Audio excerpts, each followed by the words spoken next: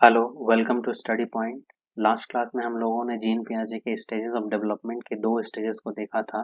First is sensory motor stage and second is pre operational stage. आज हम लोग देखेंगे third concrete operational stage and fourth formal operational stage. तो start करते हैं।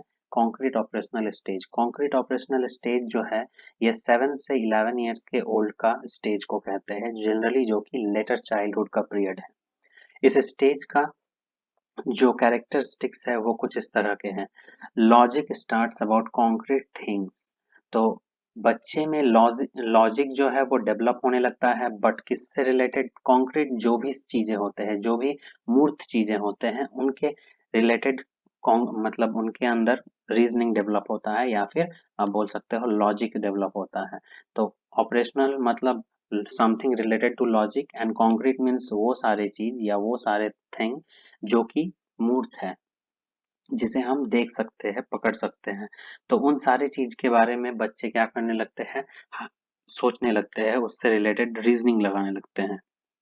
एग्जाम्पल के तौर पे, अगर आप एक बच्चे को एक छोटा सा मोबाइल दिखाओगे और उसे बताओगे कि ये मोबाइल है, इस स्टेज के बच्चे को, तो वो दूसरा उसी तरह का मतलब मोबाइल को देख के सोच पाएगा कि ये भी मोबाइल है, इसमें भी उसी मोबाइल के जैसे कुछ फंक्शन है।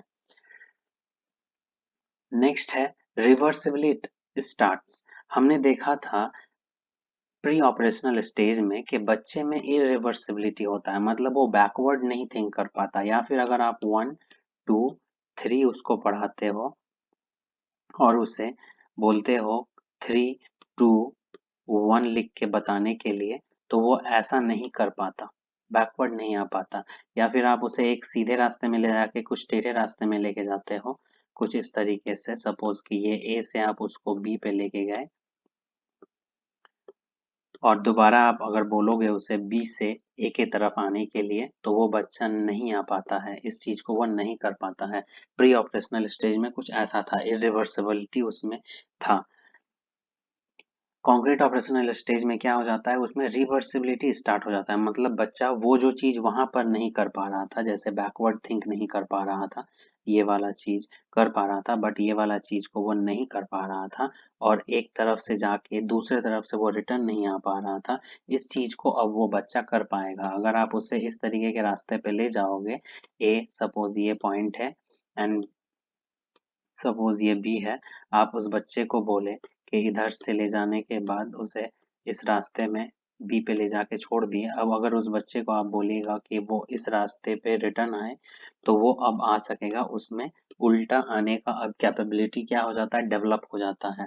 नेक्स्ट है ट्रांजिटिविटी डेवलप्स। ट्रांजिटिविटी भी डेवलप होने लगता है बच्चे में, मतलब बच्चे कहीं ना कहीं अगर कॉन्क्रीट चीज के बारे में लॉजिक लगा पाता है, तो ट्रांजिटिविटी भी उसमें डेवलप होता है। ट्रांजिटिविटी भी एक तरह का लॉजिक है। अब इसमें क्या, इसे हम कैसे समझते हैं? सपोज कि आपने एक बच्चे को कुछ रिलेशन दिए, मैथमेटिकल रिलेशन।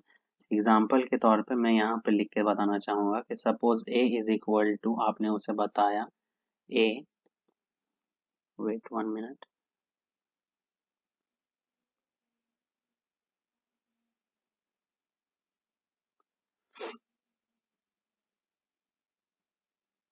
सपोज कि आप उससे बताए ए इज इक्वल टू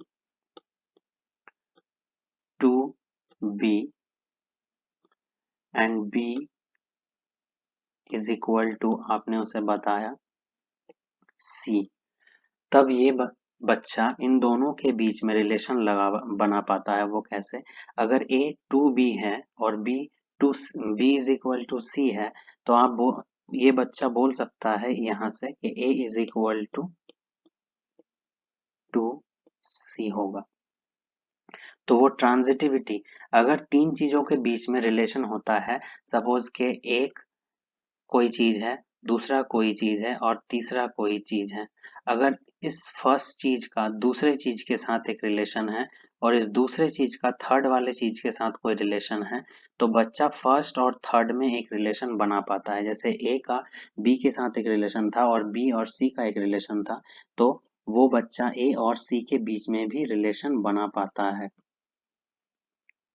तो इसी को ही हम बोल रहे हैं ट्रांजिटिविटी। ट्रांजिटिविटी बच्चे में डेवलप होने लगता है बिकॉज लॉजिक डेवलप होने लगता है।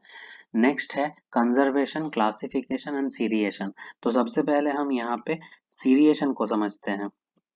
सीरिएशन क्या होता है? तो सीरिएशन मतलब किसी चीज को या अलग अलग चीजों को सीरीज में बैठाना या फिर लगाना।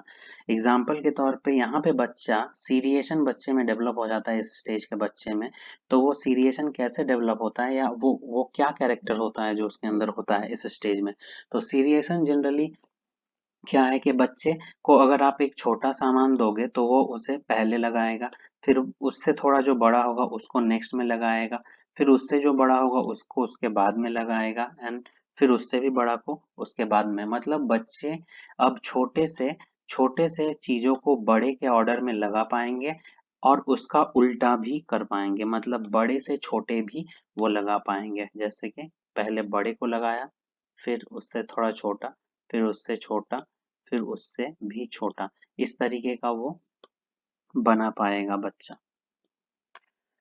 क्लासिफिकेशन क्या है? तो वो अलग अलग चीजों को क्लासिफाई कर पाएगा, वर्गीकृत कर पाएगा। सिमिलर जो चीज होंगे उन उन सारी चीजों को एक ही ग्रुप में रख पाएगा। एग्जाम्पल के तौर पे अगर आप उसे एक सर्कल दे दिए जिसमें कुछ डिफरेंट कलर है, आप उसे एक ट्रायंगल दे दिए, आप उसे एक रेक्टेंगल दे दिए, इसी तरह का आप उसे रेक्टेंगुलर फिगर जैसा ही बट थोड़ा डिफरेंट शेप जिसमें 4 साइड है वैसा कुछ दे दिए, ट्रायंगल शेप जैसा ही कुछ शेप इस तरीके का बना के आप उसे दे दिए। तो अब वो बच्चा इन सारी चीजों को, ये जो जितने भी मैथमेटिकल फिगर यहाँ पे दिखाया मैंने, इन सारी चीजों को कैटेगराइज कर पाएगा, उनको क्लासिफाई करेगा, सिमिलर चीज को एक ही ग्रुप में लगाएगा। जैसे ट्रायंगल को ट्रायंगल के ग्रुप में, स्क्वायर को स्क्वायर वाले मतलब रेक्टेंगुलर वाले फिगर को जिसके 4 साइड है उसको एक ही ग्रुप में, एंड सर्कल वाले को सर्कल के ग्रुप में डालेगा। कंजर्वेशन, नेक्स्ट जो है कंजर्वेशन है, इसे हम समझते हैं। कंजर्वेशन में क्या होता है? तो ये जो कैरेक्टरिस्टिक है बच्चे में, जनरली बच्चे यहाँ पे इस बात पर फोकस कर पाते हैं कि किसी चीज का अगर साइज बदल जाता है या फिर शेप बदल जाता है तो उसका अंदर का मतलब क्वांटिटी जो है वो बदलेगा, ये जरूरी नहीं। इस चीज को वो समझने लगता है। एग्जाम्पल के तौर पे अगर आप एक बच्चे को एक गिलास दिए और उस गिलास में उसे दूध पीने दिए या फिर कुछ दिए, जूस वगैरह, आप और एक ग्लास लिए जो कि थोड़ा लंबा है और दूसरे वाले गिलास से, लेकिन पहले वाले गिलास से लेकिन ये पतला है, और इसमें भी उस बच्चे को आपने क्या दिया, कुछ जूस दिया पीने के लिए। तो बच्चा ये समझने लगता है कि जरूरी नहीं कि ये लंबा है, ये वाला लंबा है तो इसमें ज्यादा जूस रहेगा और ये वाला छोटा है साइज में तो इसमें कम जूस रहेगा। मतलब बच्चे में अब क्या होने लगता है, तो डाइवर्जेंट थिंकिंग आने लगता है। वो सोच पाता है अच्छे तरीके से, अलग अलग एस्पेक्ट्स में वो सोच पाता है। या फिर आप मान लो कि एक बच्चे को आपने क्या दिया, तो 20 रुपीज का एक नोट दिया और उस बच्चे को आप 20 रुपीज ही बट 5-5 रुपए के आप उसे 4 कॉइन दे दिए। तो अब वो बच्चा ऐसा नहीं कि वो 5-5 रुपए के 4 कॉइन को लेने जाएगा, वो जान रहा है कि 5-5 रुपए के 4 कॉइन और एक 20 रुपीज क्या है, इक्वल है। ये चीज बच्चे में डेवलप हो जाता है। इसी चीज को हम बोल रहे हैं कंजर्वेशन। तो कंजर्वेशन मतलब वो इस तरह की चीज कुछ समझने लगता है। क्लासिफिकेशन मतलब आपको बताया मैंने कि वो चीजों को क्लासिफाई करने लगता है, सिमिलर चीजों को एक ही ग्रुप में रखता है, कैटेगराइज करता है। सीरिएशन, बच्चे छोटे से बड़े या फिर बड़े से छोटे चीजों को सजाने लगते हैं। नेक्स्ट है formal operational stage. Formal operational stage जो है ये 12 ईयर एंड फर्दर उसके आगे के साल है। 12 मीन्स एडोलेंस वाला जो पीरियड है, या जो जो हमारा किशोर अवस्था है, ये वाला पीरियड इसी पे लाई करता है। मतलब फॉर्मल ऑपरेशनल स्टेज वही वाला पीरियड है। यहाँ पे बच्चे क्या करने लगते हैं, तो start thinking about abstract things. वैसे चीजों के बारे में बच्चे सोचने लगते हैं जो एब्स्ट्रैक्ट है, जो अमूर्त है, जो उनके सामने नहीं है। उन चीजों के बारे में बच्चे सोच पाते हैं, उसके बारे में थिंक कर पाते हैं। यहाँ पर देखिएगा ऑपरेशनल मतलब क्या होता है, तो लॉजिक होता है, मैंने बताया था, या रीजनिंग होता है, तर्क होता है। फॉर्मल का मतलब क्या होता है, बहुत ही फॉर्मल वे में, या फिर आप बोल सकते हो बहुत ही सज धज के, बहुत ही एकदम सोच समझ कर प्लानिंग के साथ आता है यहाँ पे बच्चा। मतलब इस स्टेज में जो बच्चे थिंक करते हैं या फिर चीजों को बनाते हैं करते हैं, वो बहुत ही प्लानफुल बनाते हैं या फिर बहुत ही सोच समझ के रखते हैं। तो बच्चे उन सारी चीजों के बारे में भी सोच पाता है जो उसके सामने नहीं है। जैसे फॉर एग्जाम्पल मान लीजिए कि आपने बच्चे को क्या बताया कि आसमान में दिन में तारे नहीं दिखते हैं, तो वो उस चीज को लेकर सोचता है कि हाँ सच में तारे दिखते नहीं हैं। तो ये जो चीज वो सोच रहा है, कहीं ना कहीं दिन के टाइम में जो तारे हैं उसके लिए एब्स्ट्रैक्ट है। या फिर आप समझो कि आपने एक बच्चे को बताया कि तुम्हें कल मैं स्कूल लेके जाऊंगा, और वो बच्चा क्या करने लगता है, स्कूल के बारे में लेकर सोचने लगता है कि स्कूल कैसा होगा कैसा नहीं होगा, इस तरह की चीजें सोचने लगता है। तो एब्स्ट्रैक्ट थिंकिंग डेवलप हो जाता है, जिस कारण बच्चे हाइपोथेसिस भी लगाते हैं। हाइपोथेसिस क्या होता है, तो एब्स्ट्रैक्ट थिंक, या फिर मान लो कि आप एक ऐसा सिचुएशन जिसके बारे में उसे पर्टिकुलर अच्छे ढंग से कोई नॉलेज नहीं, बट वो उसके बारे में सोच रहा है।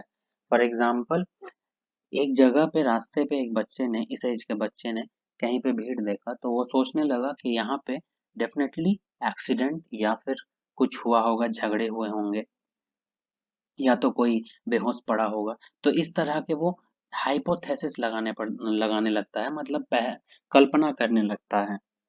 अगर उसे कहीं पे आग दिखा तो हो सकता है वो सोचे कि यहाँ पे शायद गैस सिलेंडर फटा हो, या फिर हो सकता है किसी ने आग लगा दिया हो। तो कोई चीज वो देख रहा है और उससे रिलेटेड बहुत सारे कल्पना वो जो कर रहा है, जो कि हो भी सकता है और नहीं भी हो सकता है, उसी चीज को हम बोल रहे हैं हाइपोथेसिस। अब जब बच्चे हाइपोथेसिस लगाने लगते हैं, तो वो हाइपोथेटिको डिडक्टिव रीजनिंग भी लगाने लगते हैं। अब हाइपोथेटिको डिडक्टिव रीजनिंग क्या होता है, तो बच्चे कुछ चीज ऑब्जर्व करते हैं। फॉर एग्जाम्पल, जैसे आप देखोगे कि आर्किमिडीज ने एक प्रिंसिपल दिया था कि जब पानी पे उसने पैर को अपना डुबाया, जब पानी के अंदर उसने पैर को डुबाया, तो उसने पाया क्या, कि वो जो पानी है ऊपर की तरफ बढ़ रहा है, या फिर ऊपर की तरफ वो पानी का लेवल जो है उठ रहा है। तो उसने इस चीज से रिलेटेड एक हाइपोथेसिस लगाया कि डेफिनेटली पानी अगर उठ रहा है, तो पानी को नीचे से कोई पुश कर रहा है ऊपर की तरफ, तभी पानी उठ पा रहा है। तब जाके वो क्या करने लगा, इसके मतलब और भी इससे रिलेटेड कुछ एक्टिविटी किए, और करने के बाद उसे पता चला कि बहुत सारे मतलब कल्पना करने के बाद उसे पता चला कि शायद के पानी में जो फोर्स लगा, उसके पैर डुबाने पर जो फोर्स लगा वही फोर्स क्या है, तो पानी को ऊपर ला रहा है। और इस तरीके से उसने क्या बनाया, तो हाइपोथेसिस पहले किया, दिमाग में बहुत तरह की चीजों को सोचा, और फिर वो डिडक्टिव रीजनिंग, और उससे फिर एक क्या बना दिया, तो एक रूल बना दिया, आप बोल सकते हो एक नियम बना दिया। इसी तरह न्यूटन ने भी अपने कुछ नियम दिए थे। उसने क्या देखा था, तो वो अपने किसी फार्म हाउस में बैठा था, उसके दादी या नानी का शायद कोई फार्म हाउस था। आप एक स्टोरी में पढ़ सकते हो, न्यूटन से रिलेटेड एक बच्चे के बुक में स्टोरी पाया जाता है, मतलब प्राइमरी स्कूल के बच्चे में। तो वहां पे बताया जाता है कि न्यूटन किसी जगह पे या पेड़ के नीचे या कहीं पे बैठा हुआ था, उसके साइड में पेड़ था, और वह एप्पल गिरता है, तब वो एप्पल को गिरते देखकर हाइपोथेसिस लगाने लगता है। हर चीज को देखता है ऊपर से छोड़ के, तो वो नीचे ही आता है और वो ऊपर नहीं जाता है। जब इस तरह की चीज वो देखता है, सोच तब वो सोचने लगता है, हाइपोथेसिस लगाने लगता है। और फिर तब वो क्या दे दिया, तब उसने अपना नियम रख दिया, हाइपोथेसिस लगाया, और उसके बाद एक वो उससे नियम डिड्यूस कर दिया, नियम निकाल दिया कि ऐसा होता है, हर चीज को अर्थ अपने तरफ खींचता है, या दोनों अर्थ और दो चीज के बीच में क्या होता है, तो एक अट्रैक्शन फोर्स काम करता है, जिसके कारण फॉर एग्जांपल जैसे मून एंड अर्थ वाला केस है कि मून अर्थ की तरफ नहीं आता है, अर्थ भी मून की तरफ नहीं जाता। तो इसके पीछे एक रीजन है कि अर्थ एंड मून दोनों ही एक दूसरे को अट्रैक्ट करते हैं। तो इस तरीके से वो हाइपोथेसिस लगाया एंड फाइनली उसने क्या दे दिया, एक नियम दे दिया। अब क्या होता है डिडक्टिव रीजनिंग, बच्चे डिडक्टिव रीजनिंग भी लगाने लगते हैं। डिडक्टिव रीजनिंग का मतलब होता है, अगर आप बच्चे को कुछ नियम बता दिए, तो वो एग्जाम्पल की तरफ जाता है। डिडक्टिव और इंडक्टिव दो मेथड होता है हमारे साइंस में भी और मैथ्स में भी, मतलब science pedagogy and maths pedagogy में, जहाँ पे हमें पता चलता है कि डिडक्टिव रीजनिंग का मतलब क्या होता है, रूल से एग्जाम्पल की तरफ जाना। रूल से एग्जाम्पल की तरफ जाना ही क्या है, डिडक्टिव रीजनिंग है। एग्जाम्पल के तौर पे जैसे यहाँ पे न्यूटन का बात मैंने बताया कि न्यूटन का बात जब किसी बच्चे को सुनाया जाएगा या उसके नियम के बारे में बताया जाता है तो वो बच्चा भी सोचने लगता है कि हाँ, सही बात है कि हर चीज अर्थ की तरफ ही गिरता है, कोई भी चीज अर्थ से ऊपर नहीं भागता। तो डिडक्टिव रीजनिंग बच्चे लगाने लगते हैं। एक जनरल रूल अगर उसे बता दिया जाता है तो वो उस रूल से एग्जाम्पल उसके निकालने लगते हैं कई सारे। अब नेक्स्ट वीडियो में हम लोग पियाजे के थ्योरी के इम्प्लीकेशन को देखेंगे कि एजुकेशनल इम्प्लीकेशन क्या है, और उनके कुछ क्रिटिसिज्म को देखेंगे। तो अभी के लिए हम इतना ही रखते हैं। अगर आपको मेरे वीडियोस अच्छे लगे तो प्लीज़ इसे लाइक, शेयर और मेरे चैनल को सब्सक्राइब कीजिए। और अगर आपको कोई भी डाउट हो तो प्लीज़ आप कमेंट बॉक्स में कमेंट कीजिए, मैं आपके कमेंट का आंसर देने का कोशिश करूँगा। आज के लिए हम इतना ही रखते हैं, फिर हम लोग कल मिलते हैं। Thank you.